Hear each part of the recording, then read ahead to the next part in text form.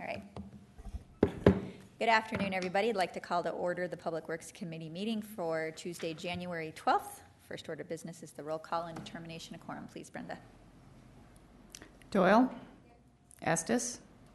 Roberts? Here. Weifenbach? Here. Wright? We have a quorum. Thank you. Next order of business is to adopt the agenda. Do we have any requested changes? If not, I'd look for a motion to adopt as presented. Agenda. A motion by Weifenbach, second by Roberts. Any discussion? Seeing none, all those in favor? Aye. All opposed, same sign. Agenda is adopted. Thank you. Now is the time for general public comment, which is a time for members of the public to discuss or express concerns to the committee on any issue, not limited to items on the agenda. Action, however, will not be taken at this meeting on any issue not on the agenda, except by placement thereon by unanimous vote of the alderman present. I don't have any general speaker or general public comment speaker request form, so we'll go ahead and move on to consent items number 1 through 12.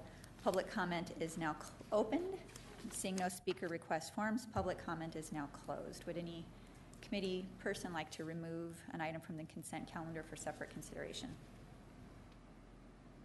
Seeing none, I would look for a motion to adopt the consent calendar, please. Move to adopt. Motion by Weifenbach, second by Roberts. Is there any discussion? Seeing none, all in favor? Here. All opposed, same sign. The consent calendar is adopted. We are now on to non-consent items numbers 13 and 14. I will once again open and close public comment, seeing no speaker request forms. And we are fast forwarding to number 13, cruising right along here.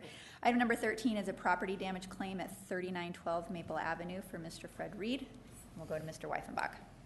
Thank you, Madam Chair. I've moved to authorize staff to negotiate a settlement agreement with Mr. Reed. I do have a motion by Weifenbach and a second by Mr. Roberts to authorize staff to negotiate a settlement agreement with Mr. Reed. Is there any further discussion? Mr. Roberts, please. Thank you, Madam Chair. And I guess Dave's here. I could ask him a question. Hey, Dave.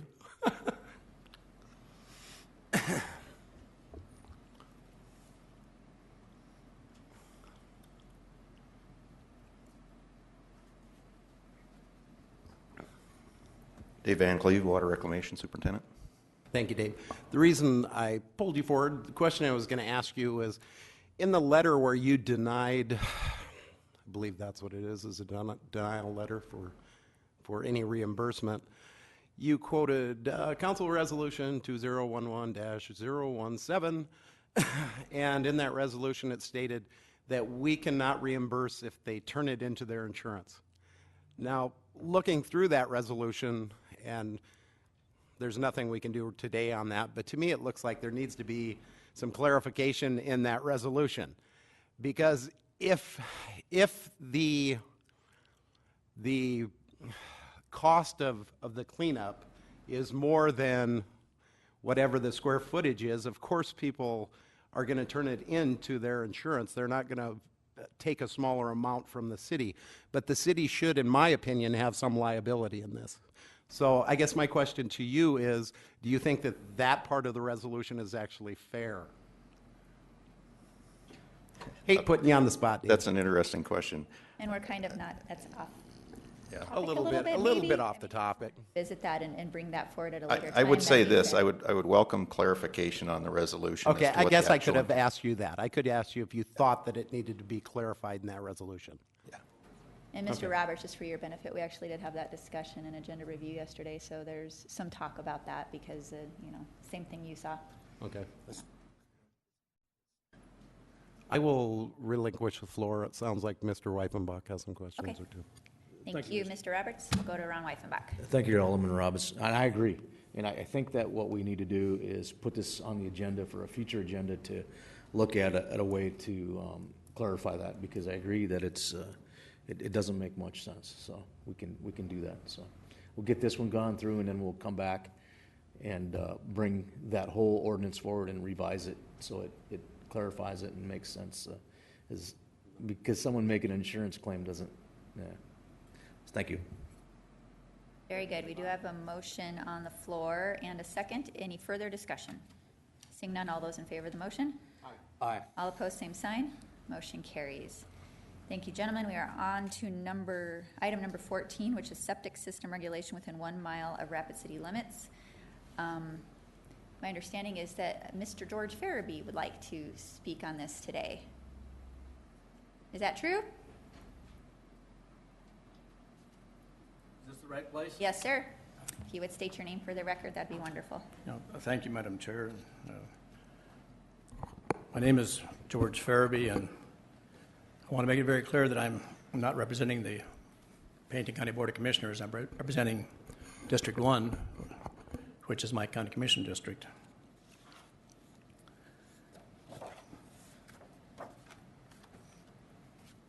Brief background before we get to the issue at hand is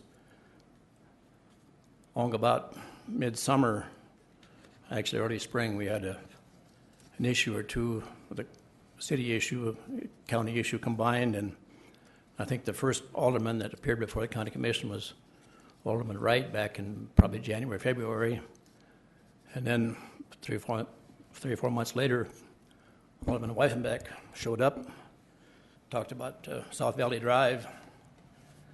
At that point, I made a suggestion to the other 4 commissioners that maybe it's time for the city and the county to discuss mutual problems. And made that motion, and it got seconded. And I believe we've had 5 or 6 meetings, monthly meetings with the mayor and the chair, and my motion was that the mayor and the chair get together. And then there's been a few folks that attached to that meeting. I've been to 2 of them, 3 of them actually, and Alderman Estes has been the primary person there, all with Alderman Lewis. I can't imagine why this hasn't been done before. How can 2 governments that overlap not talk to each other? The impression I got back when Alderman Weifenbeck showed up at the county commission was we're throwing stones at each other. Where's that going to get us, throwing stones? When I made that motion to get together, of course, I got poo-pooed, as expected, but I think it's been successful. And the first meeting, which brings me to where we are on this agenda item, one of the first agenda items was this 1 mile area, which has been with us for about 6-7 years now. There's been no progress made, unfortunately, so that's why I'm here today. Before we get into further detail on that one, we have made progress on South Valley Drive. We have a temporary arrangement, at least, between the 2 governments, thanks to the mayor and the city council. The Red Rocks issue, Gail came to us back in along about July. Red Rocks drainage issue, and I think that issue now is resolved. And here again, it's the 2 bodies talking to each other. I can't imagine why this hasn't happened years ago. And I'm not saying we should always agree, but how can you ever come to an agreement if you don't discuss it? And my hope is that this group expands so that it's a public meeting for all aldermen and all commissioners who don't have to worry about the open meetings violation law. And I guess I look at my notes, one of the first issues we resolved was the library issue. My God, back in February, March, April, we weren't going to pay the public library, Rapid City Library, and the sky was going to fall down on us. Well, that issue is resolved, for now at least. Here again, talking to your library board and your board director. So we made some progress. The issue is still on the table of 3 mile platting, which is going to be a tough nut to crack, obviously. But that needs to be addressed. And that gets us to the 1 mile deal, and I think it's long overdue that the 1 mile on-site wastewater ordinance, the ordinance that talks about 1 mile, the city ordinance relinquishes that 1 mile if another jurisdiction has the capability to take it, and the Pennington County does. So that's why I'm here today, is to, once and for all, put that 1 mile back in the county where it belongs. Any questions, Madam Chair?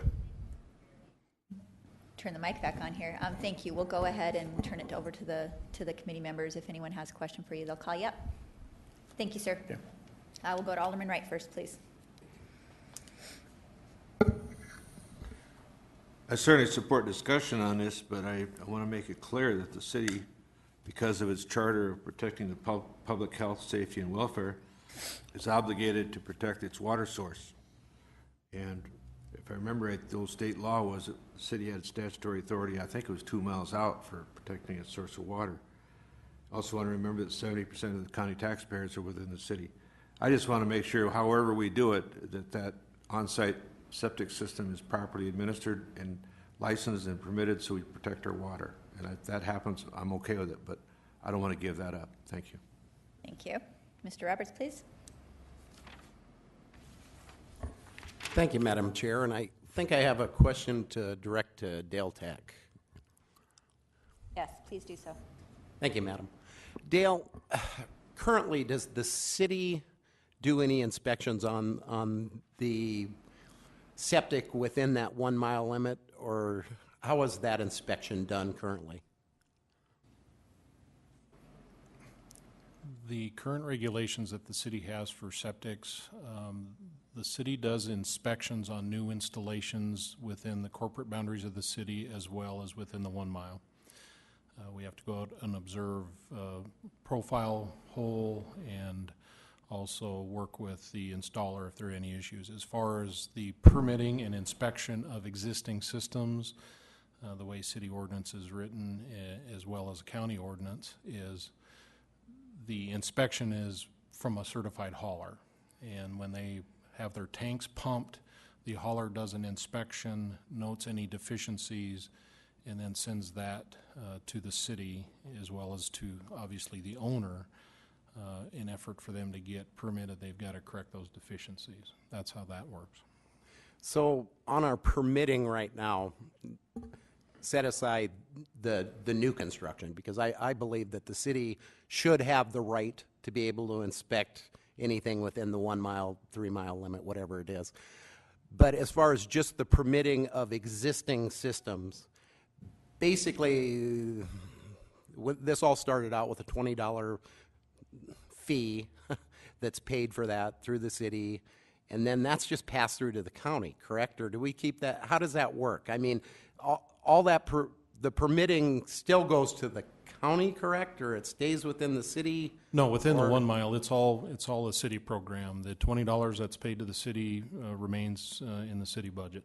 And then we just keep that on file. That's what that permit on file. Same as the county would do. I'm trying to realize what the difference between the city doing it and the county doing it would be.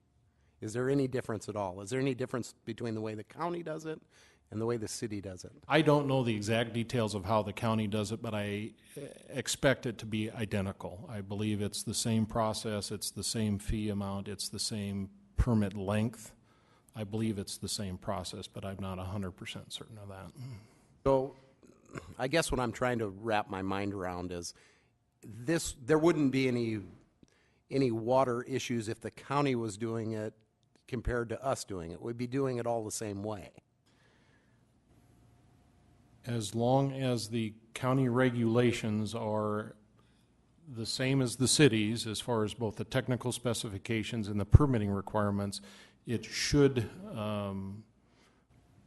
give the same level of protection that city ordinance currently has in regards to septics. Thank you, Dale. I guess what I'm kind of looking for here is if we can find out exactly what those specifications are compared to the cities. I would like to know what they're doing compared to what we're doing, so we know if this did go forward and the county did take it over. Because I can't imagine, I would not allow them to do it if it was less than what we are doing. But if it's the same, I guess I don't see what the difference is between who's regulating it. So I guess what I'm asking for, Madam Chair, is if we could find out what the county regulations is compared to what the city regulations is, and maybe have that brought back to us at some time. Sure. Is that something you could, just as an info item? Thank you. Thank you, Madam Need- Chair. Okay. We'll go to Alderman Weifenbach, please. Thank you, Madam Chair. I'd like to make a motion to acknowledge this, and then I would like to retain the floor. Second. I had a conversation with Mr. Fairby on the phone and had him with him in the past. And originally, when this was brought up, I was under the understanding that it was the county that requisitioned us to have the jurisdiction in the 1 mile. But I believe that after talking to Mr. Fairby, I believe he brought some clarification on the fact that there was no regulation. So the city enacted their regulation first, and to protect the water, right, the water of the city, they added the 1 mile. And I believe is that correct, Mr. Fairby? I don't want to take our conversation out of context, but I believe that's what we came to a conclusion on. Mr. Farabee, if you wouldn't mind? Yes, and thank you for the question. The history on this, and I know we're all time limited, obviously, but this thing started prior to 2002, and then it went away for a while, and then it came back in 2008. Joint city, Rapid City, Pennington County effort. In 2008, you folks, the Rapid City Council, passed your ordinance. We in the county, those of us that were opposed to this type of government intrusion on our lives, objected, and we were able to prolong the enactment of this restriction on our lives by about 1.5 years. So it wasn't until August of 2010 that Pennington County enacted this ordinance, which is going to go forward, and I'm sure you all recognize that I'm the one that's on the carpet.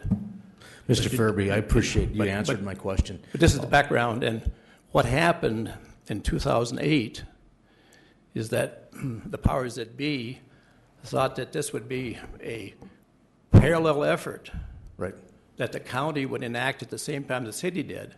Well, since the county did not enact it, the city grabbed the 1 mile using SDCL 9-32-8, which And then, thank you, Mr. Fairby. just You not- answered my question. You're going into my time frame, so I just want to keep redirecting your questions, and I appreciate that. And I appreciate the fact that we're not all, as a council in the city, 80% of the county, roughly, is from Rapid City itself. So when we talk about this, we need to keep that in mind.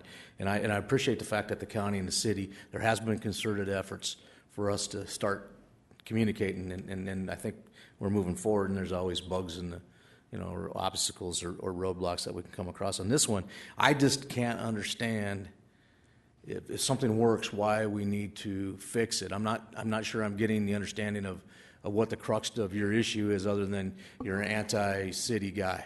I mean, that's what it's coming across as, George. I'm not sure if that's your position, or if you feel the city's not doing a good job on this, or if you think the county can do a better job on it, or if you just, I'm not sure. I mean, this is the first real situation I've heard, but I've really seen no reasoning behind it whatsoever, other than the fact that somebody doesn't want to deal with the city because they live in the county, which in fact we're all somewhat merged anyway.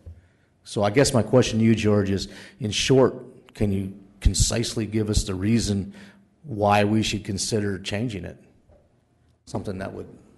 Madam Chair, if I might, and that's really, really a super question, and is exactly why I'm here, is the folks that live outside of the city limits, whether it's Hill City or Rapid City or Wall or wherever, they live outside the city, they cannot vote for you folks. They have no representation. It's basic America, taxation without representation. Thank you. Okay, That's Mr. what Fairby, I'm about, is taxation. And I'll tell you what. I understand where you're coming I'm from. not anti-city. I'm sorry, I'm not anti-city. I was the one that proposed the city and the county quit throwing stones at each other. Right, and I agree with you. And we need to quit doing nobody's that. throwing stones here. I And this is understand another Mr. stone. Farabee, I'm going to ask you to stop interrupting Here- Mr. here's what- here's what we'll- Weifenbach. Just here's- hang on a second. I would venture to say that I think the city council, if the county commission came to the city council and said, we want back that jurisdiction, I believe that the city at that time would at least discuss that in a robust manner. So if there's a way that, if, like you said, that the county residents, they have representation through their 5 commissioners, if they come to the county commissioners and say, hey, listen, we don't like what Rapid City's doing here, we want that control back, then I think the council would have enough reasoning to look at it again and say, hey, let's take a look at this and see where their argument is and does it make sense. Because just to change something because there's one or two people to change something, I think we would probably do more harm than we would good. And I think Alderman Wright had expressed the fact that in this area, I'm also a person that believes that the government should do a few things. They should provide health, welfare, and safety, roads and infrastructure for the community. And beyond that, they should really be careful on what they go into.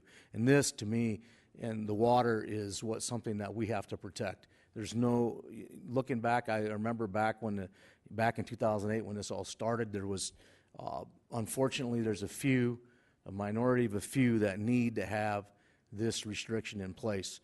The costs are reasonable. The service is reasonable. The city and the county can work together on this. If the county comes back and says, we just don't think this is working, we need to have our control. I think our council, I'm not going to speak for everybody, but I believe that I've been on here long enough that there's enough common sense amongst us that we could have that robust conversation. So, George, I do appreciate the conversation. So that's all I have to say. Thank you. Madam Thank Chair, you. may I rebut? Mr. Wright. Yeah, and I just want to emphasize that if the county can take over the enforcement and do it to standards that will protect our water, I have no problem with that. But we do have an obligation to protect our public and our drinking water, and that's not an intrusion, that's a protective device, which is, I think, reasonable. And I think that can be worked out, but I would want absolute assurance that that's going to happen and not be ignored and glossed over. Because water can be contaminated by a surface or a surface treatment like septic tanks. It could be a groundwater contamination or it could be a surface water contamination. There's been hydrogeologic studies where water that was traced out of box fillers showed up in City Springs. I think Spring Creek showed up over here. And it's obvious that if we have surface water running off, say, Sharon Lake Road, St. Martin's, whatever, into the Rapid Creek area, potentially that's water that can come to us. So we have an obligation to protect our source and our people. Thank you. Thank you, Mr. Wright. And we'll go to Alderman Roberts, please. Thank you, Madam Chair, and I want to just reiterate some of the things that Mr. Weifenbach said. If this was coming forward, and I do want to kind of point this towards George too, because I don't think as a city that we should just say we're going to give this up and dump it on the county without the county coming in and asking us to do this. You on the county wouldn't want to be doing, hopefully not to be doing things like that to us. If this is something, and I know it's important to Ms. Landry, I know it's important to you, but I do believe that this should be something, if the county wants to take this over, they should be coming in and asking us for it, not you just as a private citizen.